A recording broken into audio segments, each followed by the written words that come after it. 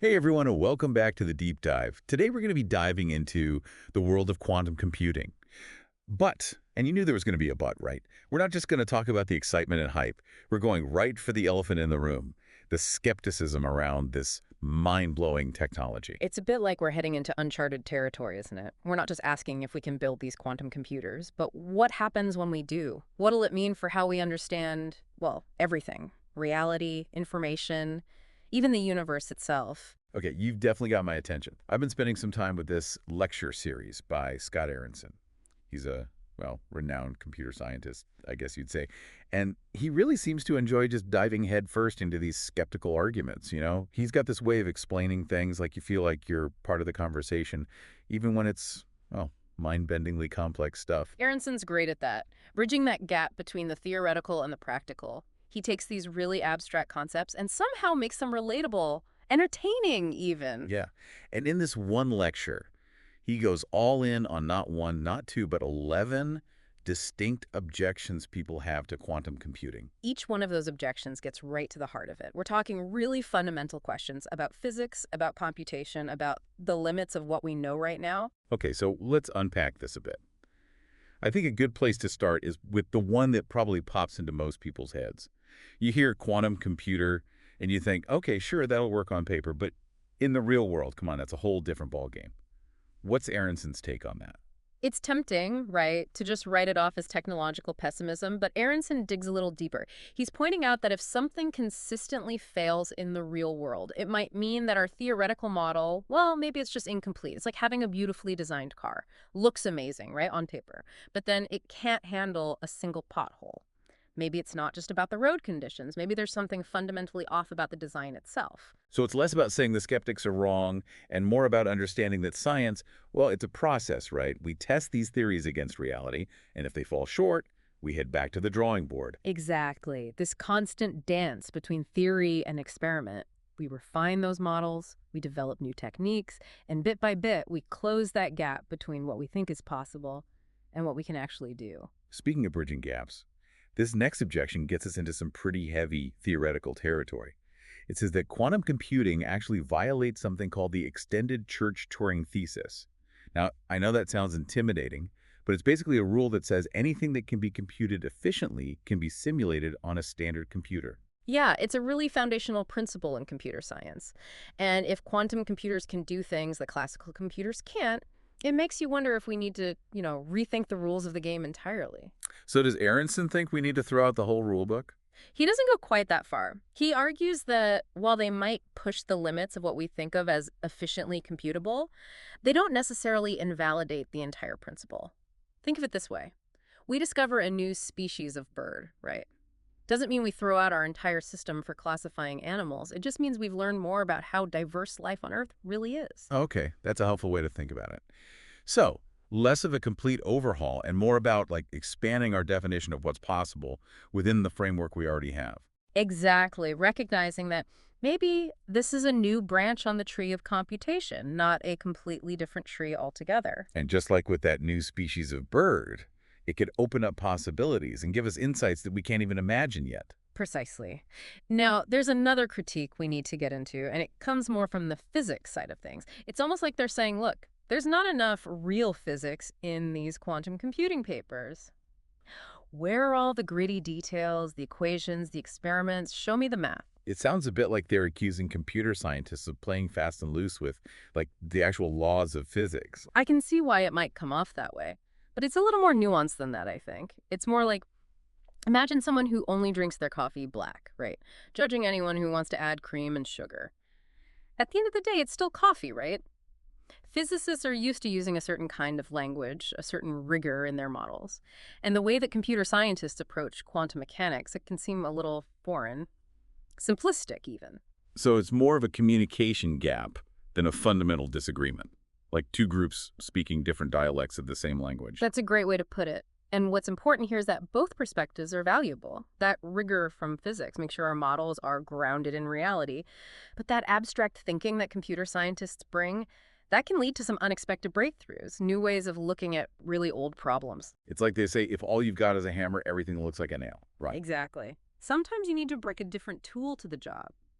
even in theoretical physics. Okay, so moving on to another objection. This one takes aim at something that's, like, central to quantum mechanics. These incredibly tiny probabilities called amplitudes. The critics say, look, these things are just way too small to actually mean anything physically. Like, imagine saying the odds of winning the lottery are so small it's basically impossible, so why even bother buying a ticket? It does make you wonder how something so infinitesimally small could have any effect on the outcome, right? But Aronson, well, he's got away with words, and he flips this argument right back around. He says, if we were to just dismiss every tiny probability like that, we'd have to throw out our whole understanding of probability. Right. I mean, every time we flip a coin, the odds of getting a specific sequence, especially a long one, it's tiny. But we don't just throw out the whole idea of probability because of that. Exactly. It's those tiny probabilities added up over time that make the patterns we see. Someone always wins the lottery, eventually, even though the odds for any one ticket are minuscule. Right, right. It's a cumulative effect. And in the quantum world, those tiny amplitudes, when they combine and interfere, that's what gives us all those crazy counterintuitive behaviors. So it's not really about the size of the probability by itself, but how it all fits together. Precisely. Okay, imagine this. Trying to stuff every single book from a library into one shoebox. That's possible. Pretty much right. And that's what this next objection is getting at. They say, look, if a quantum system can hold exponentially more information than a classical one, wouldn't that go against the holographic principle? That idea that there's a limit to how much information you can pack into a region of space? It's like there's only so much knowledge we could fit in our brains or something. Which sometimes it feels that way anyway, even without bringing quantum physics into it. Right. It's a real head scratcher, this one. But Aronson to the rescue again. He offers a really elegant perspective. He says, yeah, a quantum state might be able to store a ton of information in theory, but actually getting it out, that's the real challenge. He uses this thing called Halevo's theorem, which basically says you can cram a bunch of bits into a quantum state, but the amount of information you can reliably get back is limited. So it's like having a supercomputer, but with a really, really slow internet connection. All that potential, but you just can't access it. That's the perfect analogy. It's the difference between storage and what you can actually do with that information. So it's not just about quantity, it's about how much we can actually use. Precisely. Now, let's shift gears a bit. This next objection compares quantum computers to something called analog computers. And I'll be honest, I don't know much about those. They're kind of the underdogs of the computing world, I guess you could say. But the critics, they're saying that quantum computers, with their reliance on continuously changing amplitudes, are basically just fancy analog computers, and that they'll have the same problems with errors and instability that plagued analog computers in the past. So they're saying that instead of this giant leap forward, it's more like taking a step sideways. Yeah. Back to something we've already moved on from. That's what they're claiming, yeah. But they're forgetting about a key concept here. It's called the threshold theorem. It basically says if you can keep those errors in your quantum computer low enough, then we can use some pretty clever techniques to make them just as reliable as those digital computers we're used to. So it's like one raindrop doesn't seem like much, but collect enough of them, use them the right way, and you can generate electricity. Exactly. It's about harnessing all those little potentially unreliable components to achieve something bigger. That's incredible. Yeah. So it's not just about building a perfect quantum computer, but one that can handle being imperfect. Precisely. And that's where the real challenge lies, but it's also what makes it so exciting. For sure. Okay, so next up, we've got an objection that really highlights how our past experiences can shape how we think about the future. They say, look, everything we've seen in nature shows this thing called decoherence, where things lose their quantum properties really quickly when they interact with their environment. So why should we believe we can engineer something that breaks that rule? It reminds me of that saying, we've never seen a fish fly, so airplanes are impossible. Right. Just because something hasn't happened naturally doesn't mean we can't make it happen. Or that it's impossible according to the laws of physics. Exactly. Our intuition can only take us so far, especially when we're talking about things that are so new and different. I mean, think about all the times in history where people said something was impossible, only to be proven wrong later on. It's a good reminder to stay open-minded and to keep our imagination going. It's true, though, isn't it? There's always something new to learn, something that might completely change how we see things.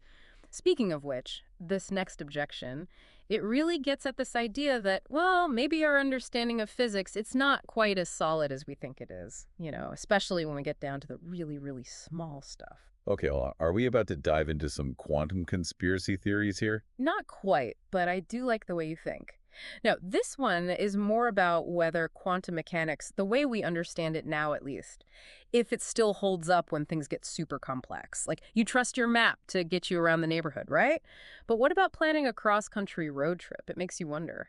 So they're saying our current map of the quantum world, maybe it's good enough for short distances, but once we really scale things up, Exactly, exactly. Those hidden variables, those unknown laws of physics, they might pop up when you're dealing with, like, a massive number of entangled particles and throw a wrench in the whole thing. like hitting a detour on that road trip that wasn't on the map. Precisely. And that's kind of how science works, doesn't it?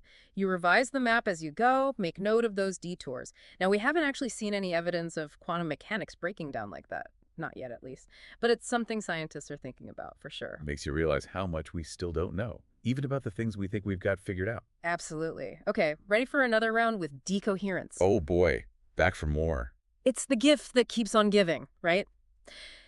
So this objection, it's basically doubling down on the whole decoherence is going to kill quantum computing thing. That it's this fundamental limit we just won't ever be able to overcome. Like trying to build a sandcastle, but the tide's just going to come in and wash it away no matter what. Oof, that's a good one. But Aaronson, he's not giving up that easily. He's got hope. He points to all the incredible work being done on quantum error correction. It's like those engineers who design buildings in earthquake zones, you know? They're not trying to stop the earthquakes, they're trying to make sure the building can handle it.